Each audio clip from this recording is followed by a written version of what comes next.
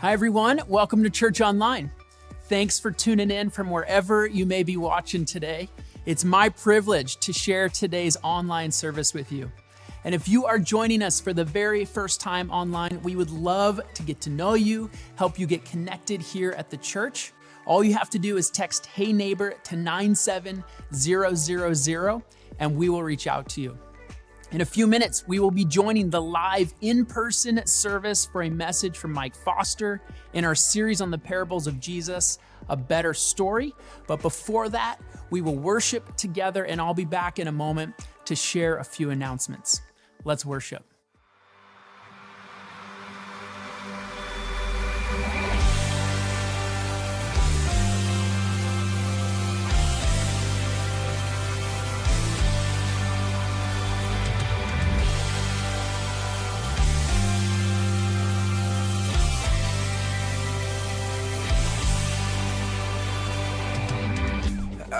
Walking the wayside, lost on a lonely road.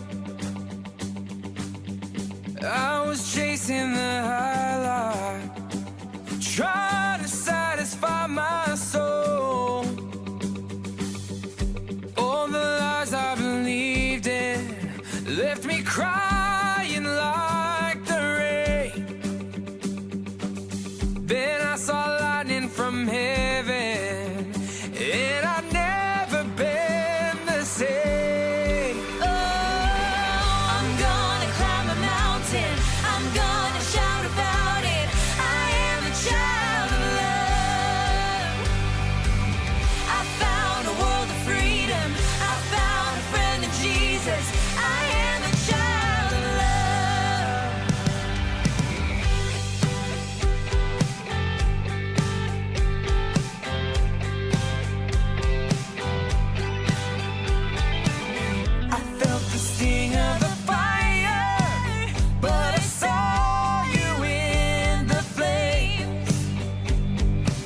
Just when I thought it was over, you broke me out of the grave. Oh, I'm gonna climb a mountain, I'm gonna shout about it. I am a child of love. I found a world of freedom, I found a friend in Jesus. I am a child of love, yeah.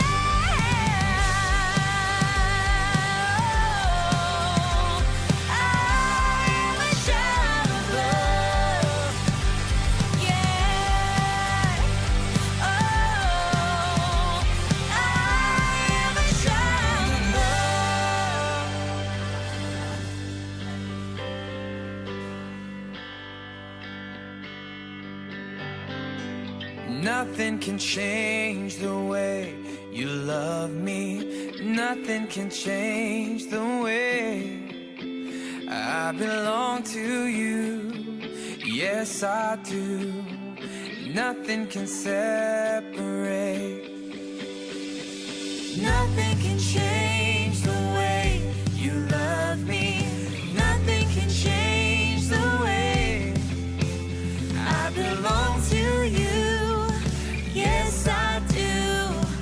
Nothing can separate. Nothing can change the way you love me. Nothing can change the way I belong to you. Yes, I do. Nothing can separate. I'm gonna climb the mountain. I am a child of love. I found a world of freedom. I am a child of love. I'm gonna climb a mountain, I'm gonna shout about it. I am a child of love. I found a world of freedom, I found a friend in Jesus. I am a child of love, yeah. Oh, I am a child of love.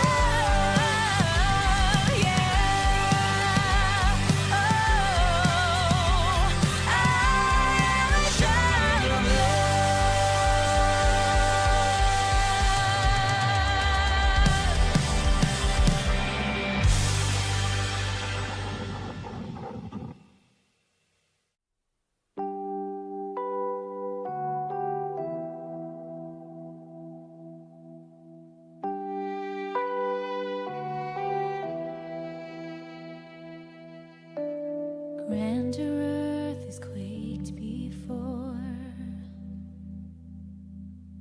moved by the sound of his voice.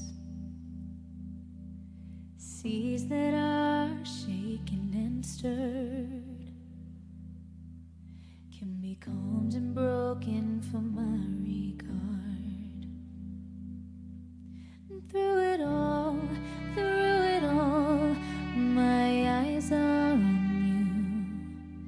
Through it all, it is well.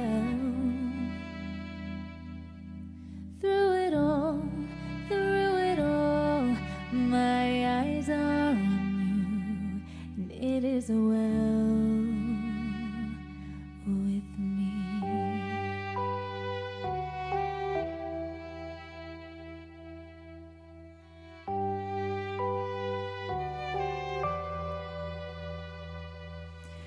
Far be it for me to not believe,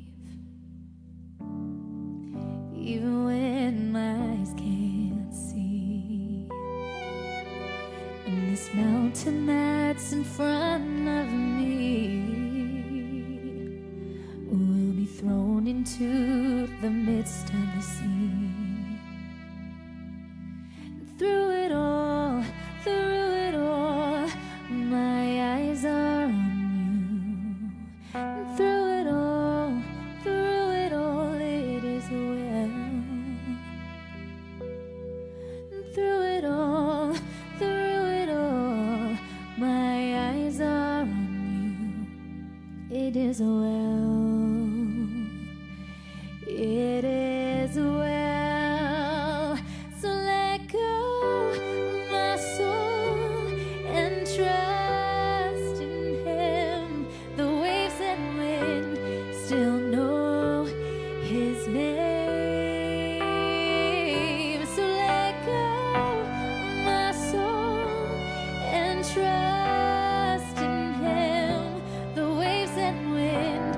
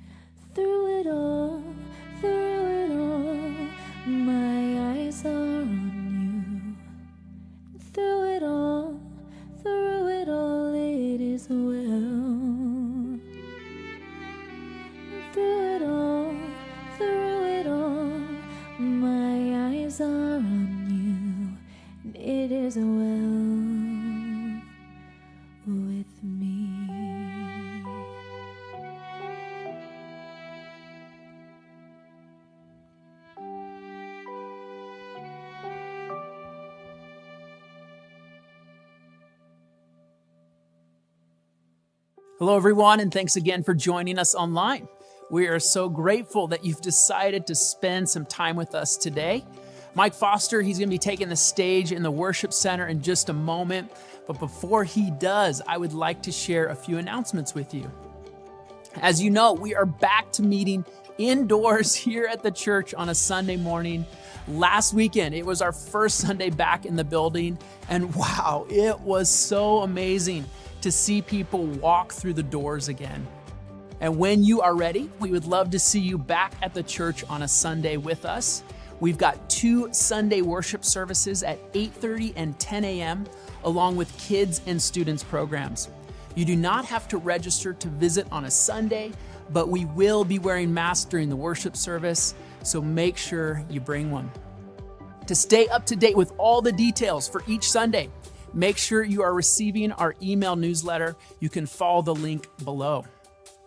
Well, coming up on April 26th, we have our next online Preparing for Retirement meeting. I invite you to join Pastors Harry and Ken as they talk about how to live each day like it's your last, how to live life to the fullest in your marriage, in your family, and at your work. It's going to be a blast. You do not want to miss it. You can register online to receive the Zoom link. Our annual church golf tournament is coming up on May 21st at the beautiful Rancho Bernardo Inn.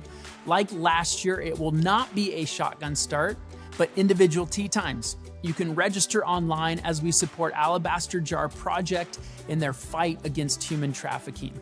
I hope to see you there. And finally, we want to help you get going each morning with a devotional.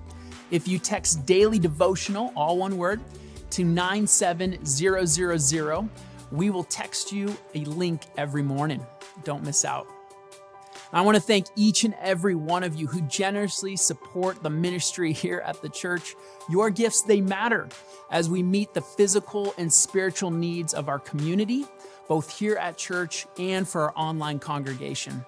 And so if you are in a position to give, please visit crb.gives. Up next, Mike Foster continues our series, A Better Story. Enjoy.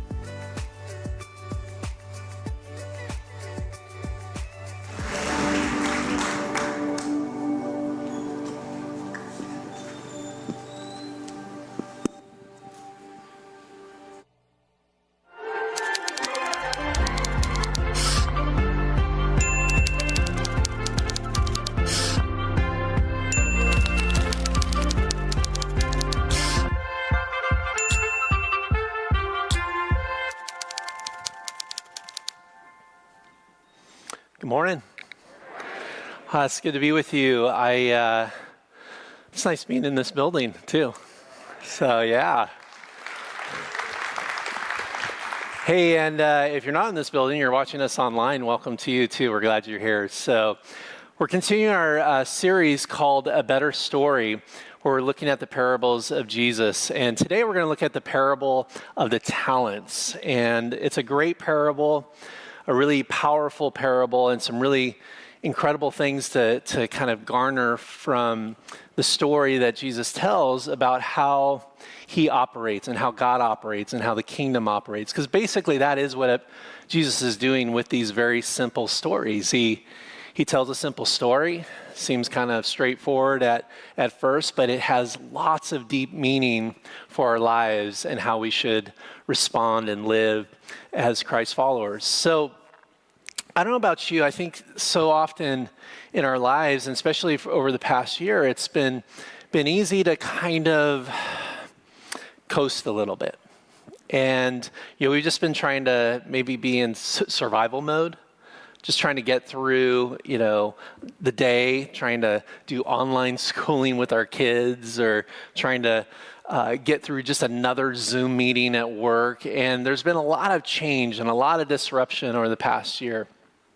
But we have this opportunity, and I think it just feels this way, like just the fact that we're meeting again in this building, spring is here, summer's coming, Padres games are going on, even though they're losing to the Dodgers. I mean, good things are happening, right? But I think it's often we get in these rhythms, and we get into sort of these habits, and I think it'd be really easy for us to just sort of continue on in our 2020 mindset when now we're in 2021 and beyond. And I want to talk about that a little bit and really talk about what is God trying to challenge you with today in terms of how you're approaching life and how you're approaching your story. A couple years ago, my wife and I had the opportunity to go on a cruise in the Caribbean. And I had never been to the Caribbean. We were always, we're West Coast people. We go to Hawaii. That's where we go. But I know East Coast people go to the Caribbean. But we went to the Caribbean, went on this cruise. And one of the excursions that they offered up on this adventure cruise thing was to go swim with manta rays. And my wife, she loves adventures and experiences like this. If there's a outing or a trip or a getaway that you can do, she's going to do it.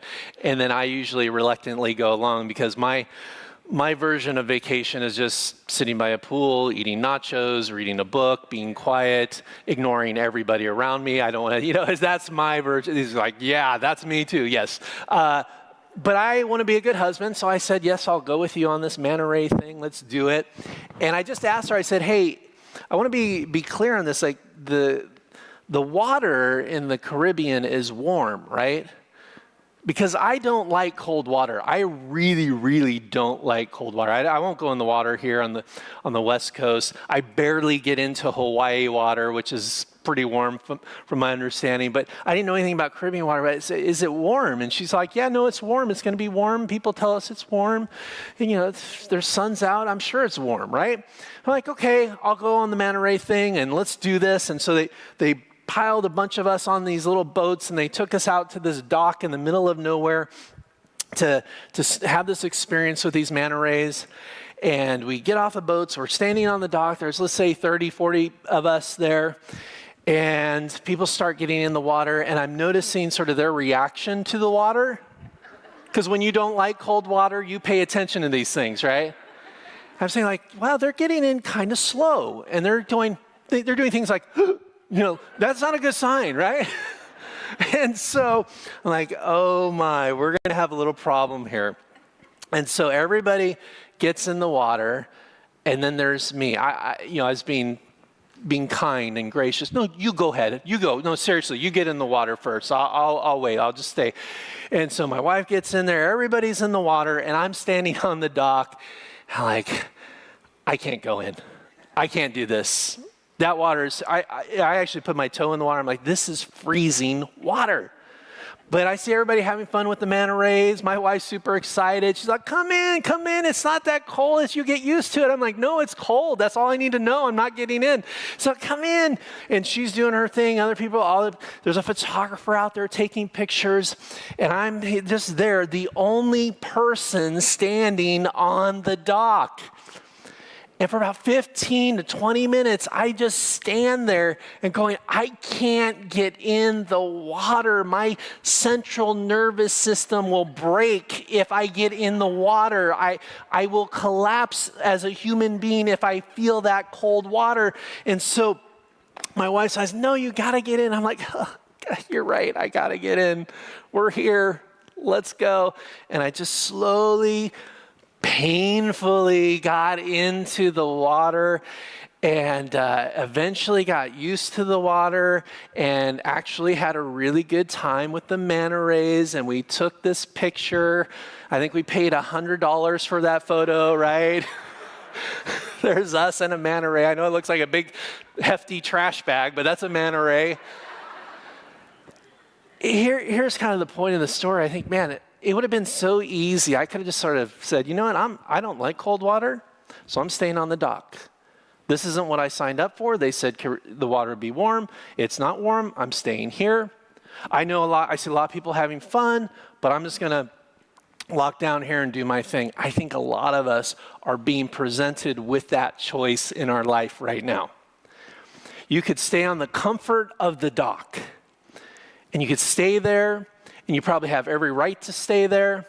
But God's saying there's something really fun, something really awesome waiting out here, something that I am inviting you into. Yes, it might mean getting out of your comfort zone. Yes, it might mean, doing some things that you don't like. There might be some moments of momentary pain, but it's really fun out here with the manta rays. And so I want you to think about your story. We're talking about living a better story. How do we do that? We gotta get off the dock. 1 Peter 4:10 says this. It says this, each one should use whatever gift he has received to serve others, faithfully administering God's grace in its various forms. You see, each of you has gifts and talents and strengths and ideas and creativity and influence that needs to be deployed out in the world. You have this perfect opportunity as everything begins to open up again, as life gets sort of back to normal. You could go, hey, God, I'm just going to take my 2020 mindset, and this is my new jam. This is how I operate. Yes, it means me standing on the dock. Or you can say, all right, God, let's go. I want my faith to grow. I want my trust in you to grow. I want to move into places that maybe I don't understand, or maybe I feel uncomfortable with, or I haven't quite figured out. But I am with you, and I know that you give good things and good gifts, and you're with me, and you have this abundant life for me. Are you ready to get off the dock? I think so often, we get sort of in these rhythms and these modes where we're just kind of cruising. And just not highs or lows, but we're just cruising. I have an Apple Watch, and I love my Apple Watch, but sometimes my Apple Watch goes into low battery mode. If you have an Apple Watch, it's and what happens is basically all the features, when the battery gets low in the Apple Watch, all of the features sort of stop working. All the cool things that make the Apple Watch, stop working. Basically, it just goes, hey, I'm going to stop reading your pulse. I'm going to stop getting you text messages and email. I'm going to stop, giving you the weather.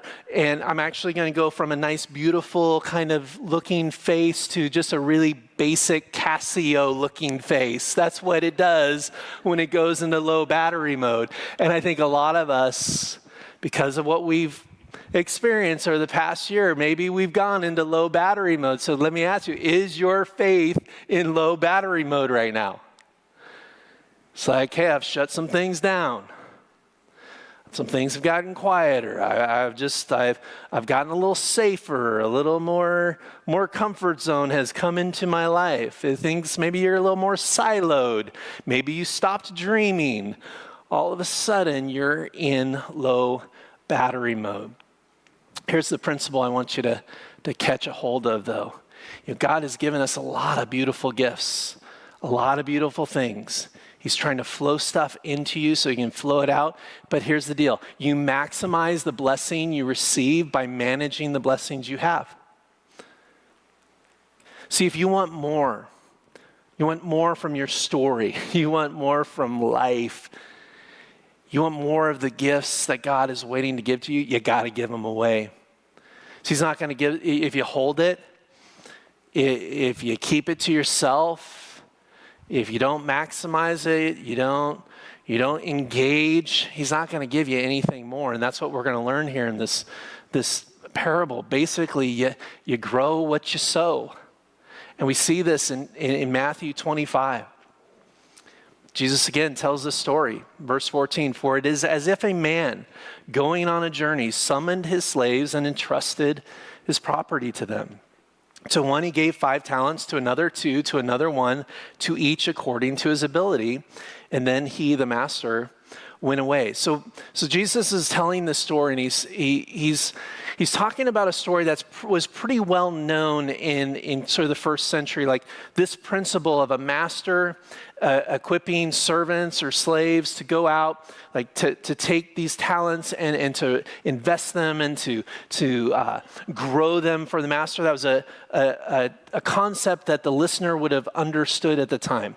And the other thing that's important about this, it doesn't really say this exactly in the parable, but it's true of the general framework of this master giving talents to his servants, is that the servants would actually participate in any earnings or gains that would be discovered on this sort of business proposition. And so the master gives one guy 5 talents, another guy 2 talents, and one person 1 talent, right? And I know we are hearing the word talents, and what talents in that day really was a measurement of money. It's talenton is really the word. And it's not talents like you got a singing talent, you're on American Idol. It's talents is money. What's also important here, just to give you some context, is that what the master is giving to the servants is not just like a couple $100. This is real money we're talking about here. In fact, 5 talents back in this day, as Jesus is telling the story, 5 talents equated to today's numbers is about $1.8 million. That's a lot of money. That's a lot of responsibility that the master is giving the servant, okay? Even if you're holding 1 talent, that's still about $350,000, right? And so the master gives these resources, gives a lot of money to these guys. We pick up in verse 16, it says, "The one who had received the 5 talents went off at once and traded with them and made 5 more talents." Good job. He doubled his money. He must have invested in Bitcoin, right? That's must have what happened here. Like he doubled his money. Oh my gosh. In the same way, the one who had 2 talents made 2 more talents. Again, doubled what the master had given him. But the one who had received the 1 talent went off and dug a hole in the ground and hid his master's money. He didn't do anything with it. He just stuck it in the ground. And after a long time, the master of those slaves came back and settled accounts with them. So the 2 guys doubled, 1 guy buried. And here's what the master says to the servants that doubled the money, the 5 and the 2. His master said to them, "Well done, good and trustworthy slave. You have been trustworthy in a few things. I will put you in charge of many things.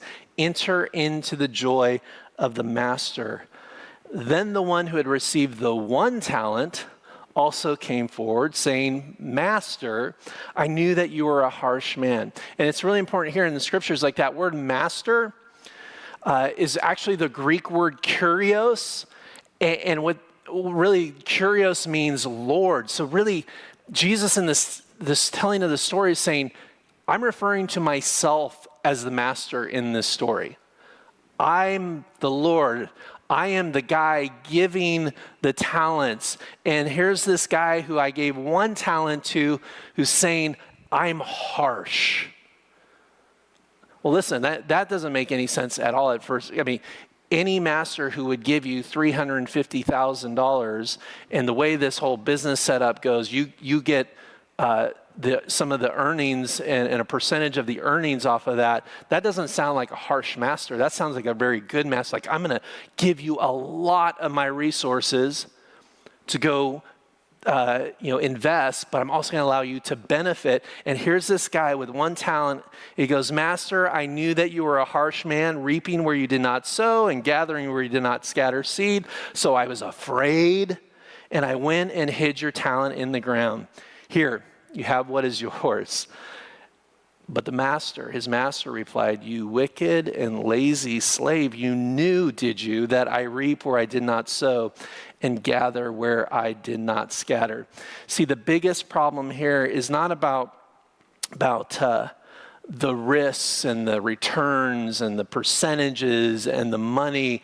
What the point here, with the problem with the one talent guy, is that his perspective of the master was completely flawed. A flawed perspective is going to block God's power. See, how you see God and how you see your relationship with him is going to impact how you use your gifts and how you engage in the world and how you help others and how you love and how you encourage. What you risk will depend on what you believe and what your perspective is of God. It just will. And we see it here in this story. The guy's going, man, God, here's how I see you. Or Lord, Master, here's how I see you. You're harsh. You reap where you do not sow. Like, that's a very negative view of the master. And the master's doing anything but that, right? But that was his perspective. And then we get the results, right? And so often we're just basically offered up these two options in terms of how our faith is expressed, how we live it out. We can have this scarcity faith, or we can have this abundance faith. And it would sort of look like this. Scarcity faith looks like, well, I'm kind of in charge of my own life. I'm responsible. I got to do it all. It's about me. And let's say we're making a cake here, okay? And you're making a cake, and there's your cake. It's 4 pieces, and then you give a couple of pieces away to some friends, right? And then all of a sudden, you give all the pieces away, and then you've got this empty plate. You're like, oh, great. All my cake is gone. Now I have to make more cake, because that's what the scarcity mindset looks like. I gotta do it. I gotta create it. It's all about my thing. And so, gosh, these people my neighbors, they drive me nuts. Or my people at work drive me nuts. I keep giving them all this cake, and they eat the cake, and then I got to come up with more cake. This is an exhausting, stressful, worried life right there. But that's not the way the kingdom works, because the kingdom works like this. It's abundance, and it's about God making the cake, okay? When God makes the cake, all right, we got the cake, and then we give the cake away to some people, and then all of a sudden, we've got an empty plate, nothing left, all the cake's gone. You don't make it, God makes it. It's a very different concept. God's going to give you more and more, and he's going to keep refilling your gifts and your passions and your creativity. He's going to keep giving you more and more opportunities if you're working in this abundance faith mindset. Now, I'm not talking about like the prosperity gospel. I'm not talking about that kind of stuff, or if I just like manifest, good things, God's just going to give me good things. No, the story here is just saying, you have something in your hand, go use it so I can give you more. That's the principle. That's the kingdom principle in this story. Here's another thing I want you to think about. Before there was original sin, there was actually original blessing. I know so often in Christianity and the gospel, and sometimes we get this confused in religion, that our relationship with God is sort of this adversarial, like God's angry with me, he doesn't like me, he's disappointed in me. I get we have this like original sin mindset of God, and like, I'm worthless, I have nothing to give, and we forget forget that at the very beginning, God was an original blessing God. Giving. And we actually see that throughout Scripture. Like he gives so much that he actually gave his son. How about that? Shouldn't that change your perspective a little bit, like in terms of what he gives? How he just bakes all kinds of cakes for you? Abundance faith. If you see the master as harsh, yes, that's going to impact how you live your story. But if you see the master as good and loving and kind and sharing in all the wealth of the master, that's a very different way to see life. Proverbs 11:25 says this: the generous will prosper, those who refresh others will themselves be refreshed. Again, this just sort of this formula for how the kingdom works, the formula of the parable of the talents. Like, I'll give it to you and you go do something really great with it, and I'm going to give you more. We're going to celebrate together. That's what it looks like. So let me ask you real quick, just to let's do some introspection. Let's look at our own story right now, our own life. What are you bearing? What are you taking of God's? And you're saying, I'm scared. I don't think God can use me. I don't feel like I'm safe. I'm afraid. And you're taking it and you're sticking it in the ground. So all kinds of different areas that we do this, like with our spiritual gifts, right? Are you taking your spiritual gifts? Every one of us has unique spiritual gifts that are given to you to help other people. Right? Are you taking that spiritual gift and you're like, yeah, I'm in pandemic mode. I'm just going to throw that in the ground. Or yet, this doesn't really matter that much. I'm just going to bury it over here. Maybe you're burying your resources and your time. A lot of us, have financial resources, and God's really blessed us with money, and our investments maybe have done well, and what have you. Are you utilizing that for the kingdom? Or maybe your time resources. Are you spending time with people? Like, you're just a great people person. You love people so well. Are you engaging in that? Or are you just kind of like, my schedule's booked, put it in the ground? Number 3, leadership. Some of you, I know many of you, are incredible leaders, have the ability to rally people to a vision. Are you using your leadership abilities to help make the world better? To encourage and instruct and to maximize? Are you taking that leadership gift and sticking it in the ground? Maybe you are. Maybe you're standing on the dock, playing safe. Number 4, art and creativity. Maybe you're so concerned about what other people think about your ideas and your creation and your art and your music, and maybe you've been wanting to write a book, and you're like, no, nobody cares. Stick it in the ground. And finally, advocacy and peacemaking. Man, we have such a role right now in our broken world and in a society that just feels like it's being torn apart, and everybody's angry and everybody's yelling and everybody's fighting, and there's great injustice in our world. Our role as Christians, as Christ followers, because of what God has given us, is to be advocates for peace, advocates for the marginalized, advocates for the hurting. That's how we use our voice. That's how we use our resources. That's how we use our time. To not pick a side per se. Man, I challenge myself here too. Let me just be real honest. It's so easy, oh yeah, all these people over here agree with my point of view, so I'm gonna come on over here and I'm gonna yell just as loud as they are, and I'm gonna put up all these facts and figures and all this kind of stuff to defend my position. I'm like, that's not the Christian way, okay? That's not advocacy. That's not peacemaking. To be on any full side. Christians stand in the middle and say, can we bring unity? Can we bring a conversation? Can you utilize your gifts, your relationships, your peacemaking skills to help heal the world? I think you can. And when you begin to do that, God's going to give you more opportunities to do it more. That's the way the formula works. So what are you bearing? I love this quote from author Bill C. He says this: "The brave don't live forever, but the cautious don't live at all. The only thing that's truly terrifying is the unlived life." There is unlived life in you. You know it. I know it. It's time to get in the water. I turned 50 a couple weeks ago. I am now officially a middle-aged man, okay? Thank you. It's quite an accomplishment.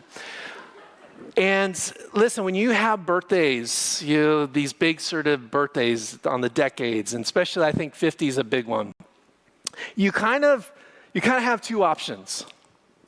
You go, I am now going to just sort of let off the gas pedal. I'm going to kind of cruise.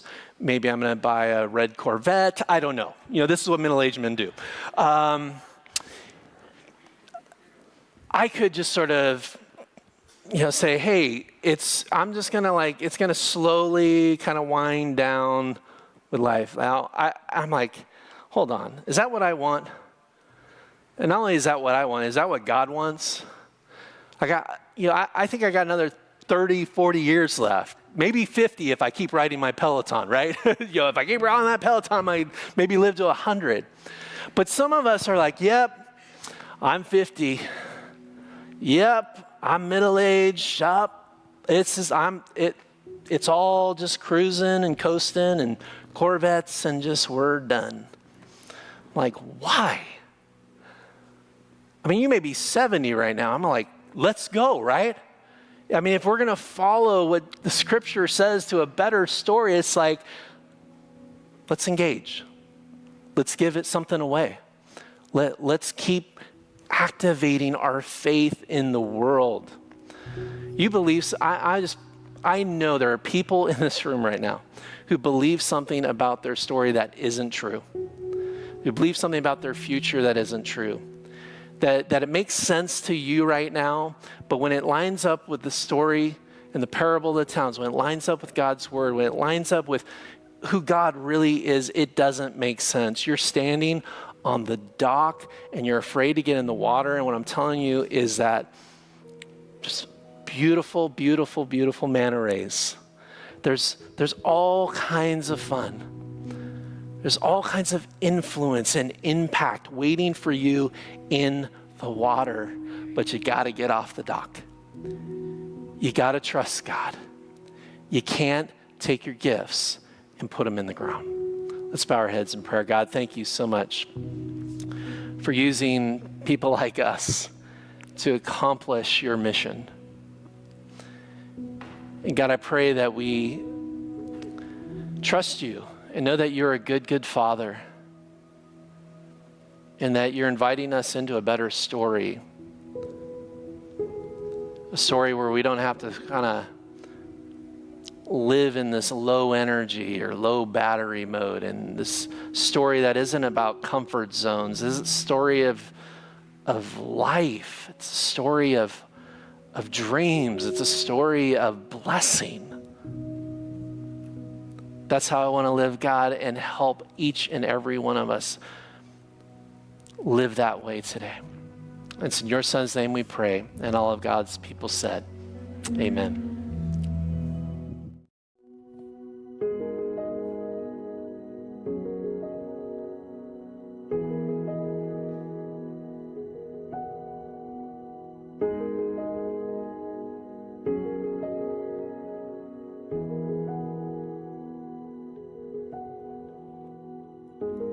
Before I spoke a word, you were singing over me. You have been so, so good to me. Before I took a breath, you breathed your life in me. And you have been so, so kind to me. Oh, the overwhelming, never-ending, reckless love of God. Oh, it chases me down, fights till I'm found.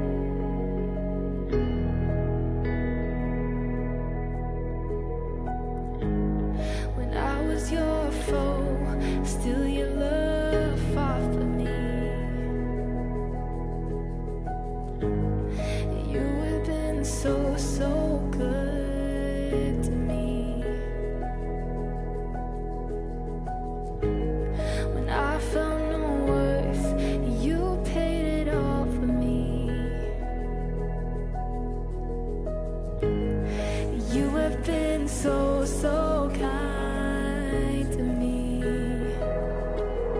Oh, the overwhelming, never-ending, reckless love of God. Oh, it chases me down, fights till I'm found, leaves the 99. I couldn't earn it, I don't deserve it. Still, you give yourself away. Oh, the overwhelming, never-ending, reckless love of God.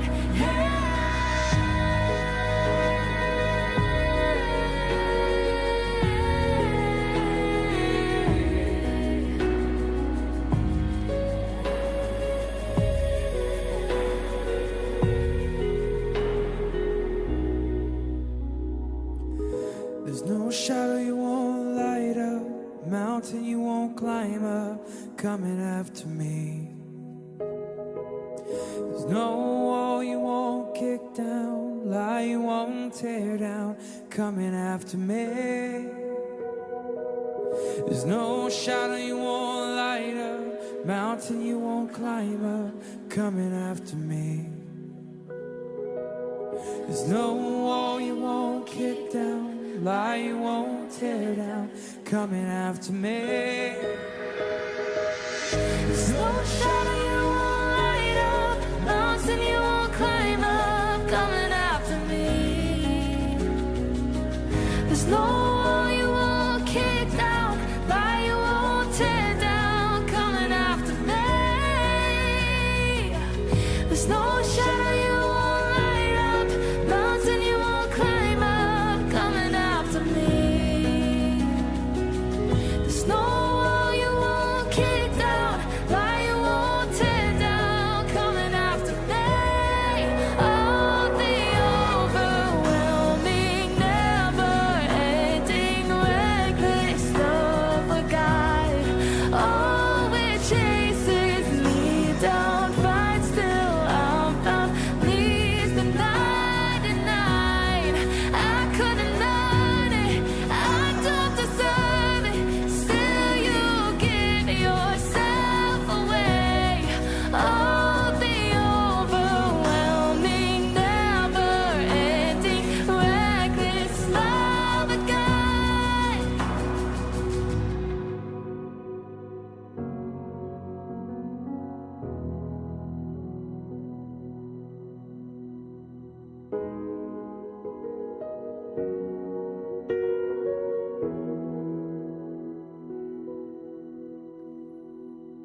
There's no shadow you won't light up, mountain you won't climb up, coming after me.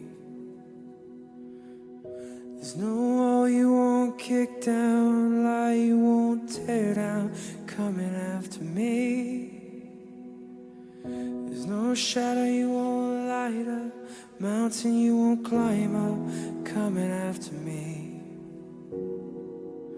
There's no wall you won't kick down, lie you won't tear down, coming after me.